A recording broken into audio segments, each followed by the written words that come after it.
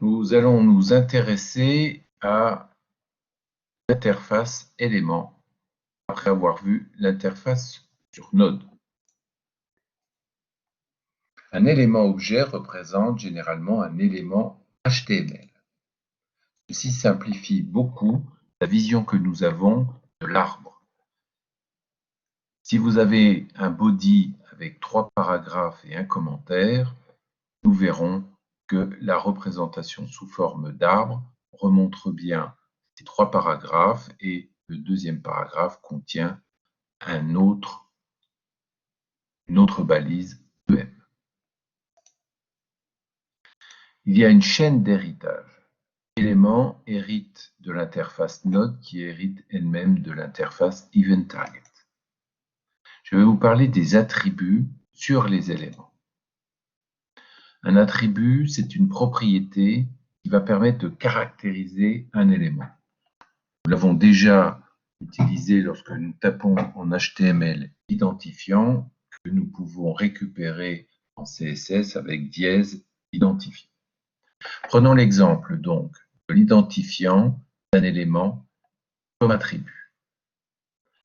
L'attribut ID est standard car on le trouve dans le HTML.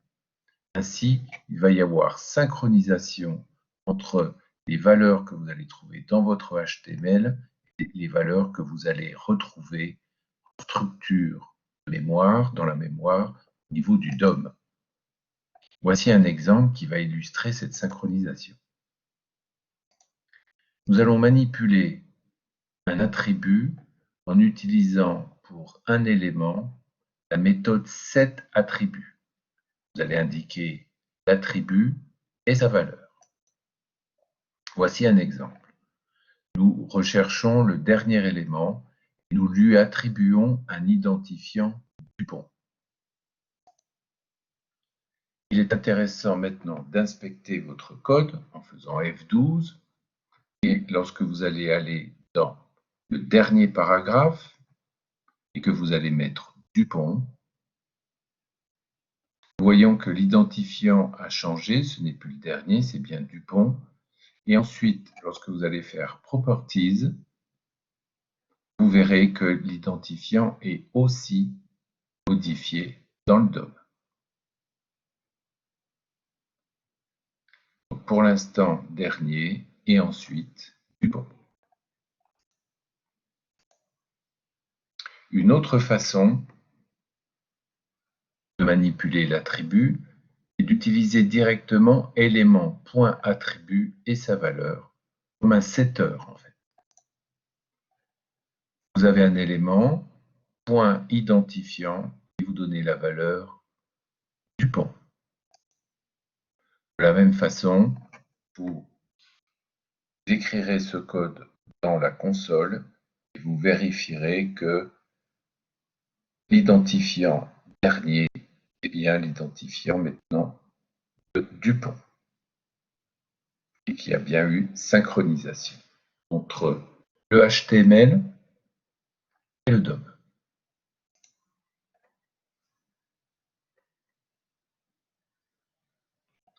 Aujourd'hui, certains navigateurs, lorsque vous allez faire Properties, vous proposent de ne plus afficher le résultat ici, mais dans la console. Vous suivrez les indications.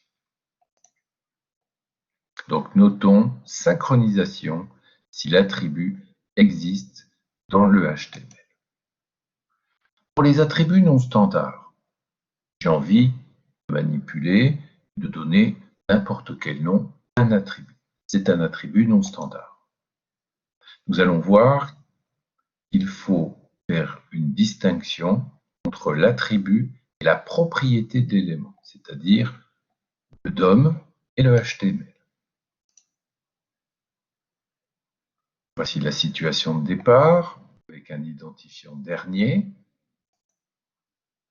Et nous allons manipuler un identifiant, c'est-à-dire un attribut qui s'appellerait inHTML.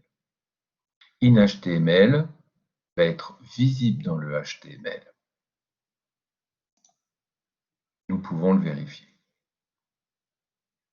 Nous allons taper le code, cet attribut inHTML, lorsque nous inspectons, nous voyons in.html. Par contre, vu que c'est un attribut non standard, vous irez le chercher et malheureusement, vous ne trouverez pas in.html dans le DOM. Il n'y a pas eu synchronisation.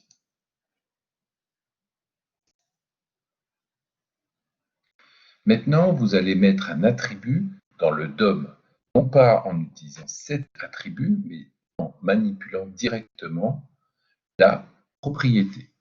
Donc, vous prenez un élément, par exemple dernier, .indom, et vous donnez une valeur. Dans ce cas-là, vous l'aurez compris, vous avez cet attribut dans le DOM, mais vous n'aurez pas cet attribut dans le HTML. Il n'y a toujours pas de synchronisation. Donc voilà du code où j'ai mis un attribut dans le HTML et un dans le DOM, et vous vérifierez par vous-même qu'il n'y a eu aucune synchronisation.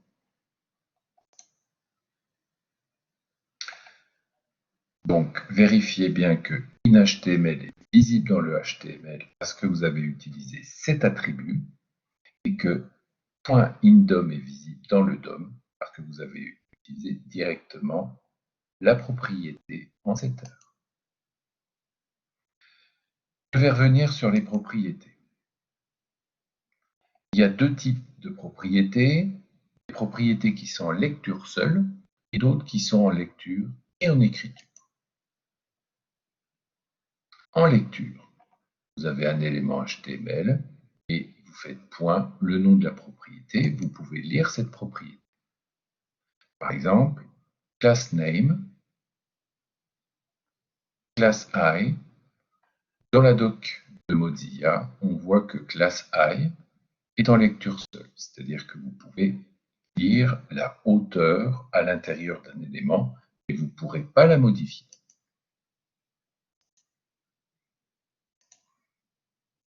Les propriétés en lecture et en écriture.